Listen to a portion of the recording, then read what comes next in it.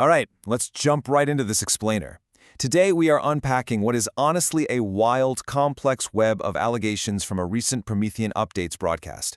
The court thesis here is fascinating in its scope. It basically argues that the bitter domestic political fights we're seeing on the news every single day are actually just masking a much deeper, coordinated global conflict. Now, we are going to strictly use the broadcast's own argumentative structure to neutrally map out these intense claims. Our goal isn't to take a side, but to really understand the architecture of this specific worldview, moving from immediate political clashes right here at home to sweeping, overarching geopolitical theories. Here is our roadmap for how this narrative is built.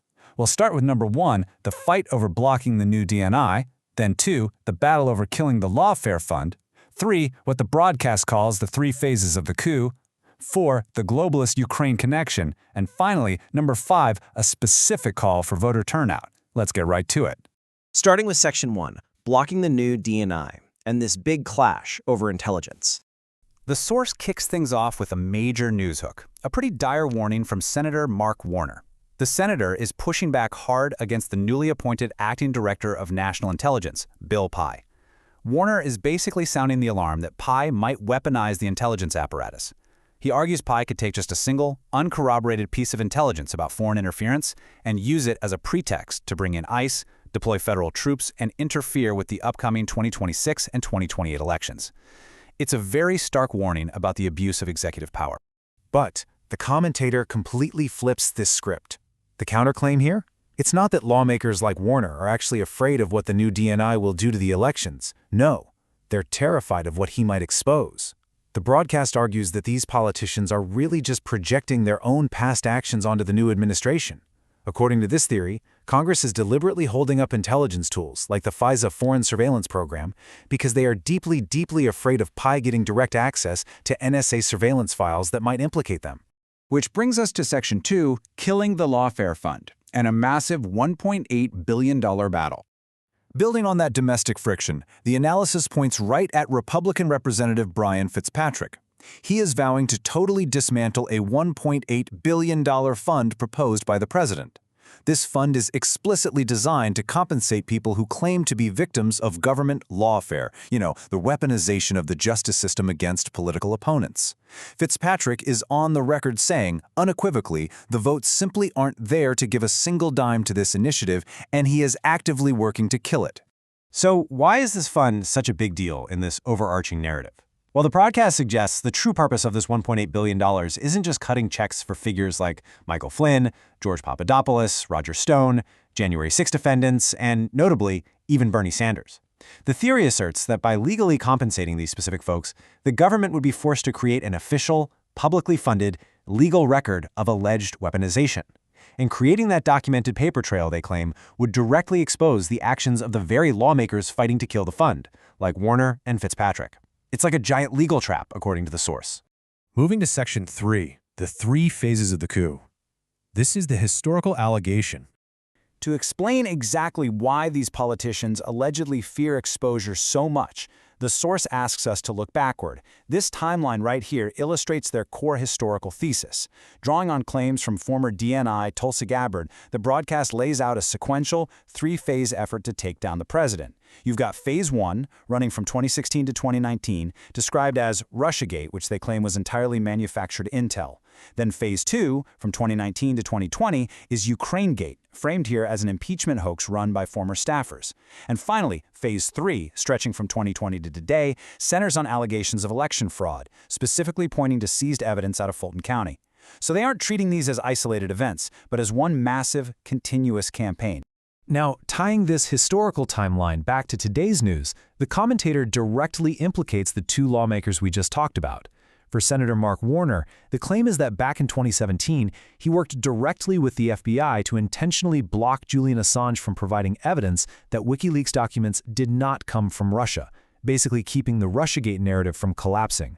And for Representative Brian Fitzpatrick, they point to his past as a former FBI agent deployed to Ukraine, alleging he used his intel background to artificially prop up those same Russia claims.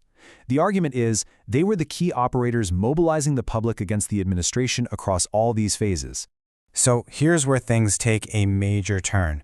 It establishes a highly contentious view of domestic politics for sure, but the analysis doesn't stop there. It begs a huge overarching question. If these domestic figures, senators, reps, intel folks, are actively working against the president in this coordinated way, who are they actually working for?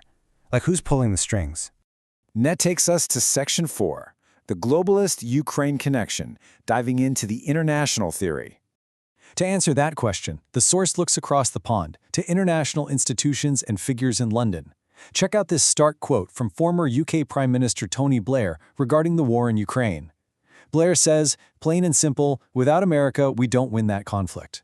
According to the broadcast, European leaders have completely staked their political survival on a victory in Ukraine, and because of that, the narrative outlines these global leaders are absolutely terrified of the incoming president's stated goal of negotiating a fast ceasefire. And this leads to a frankly explosive allegation regarding recent military maneuvers. The commentator suggests that Ukraine's recent strikes on St. Petersburg, allegedly using NATO airspace to slip by detection, aren't just standard military ops. They claim these are deliberate, calculated provocations. The whole idea, according to this theory, is to bait Russia into hitting a NATO state, automatically trigger Article 5, and force the U.S. into a broader war right as the new president is trying to pull troops back. And the domestic angle? The broadcast claims lawmakers like Fitzpatrick are pushing Ukraine funding specifically to support this exact globalist agenda.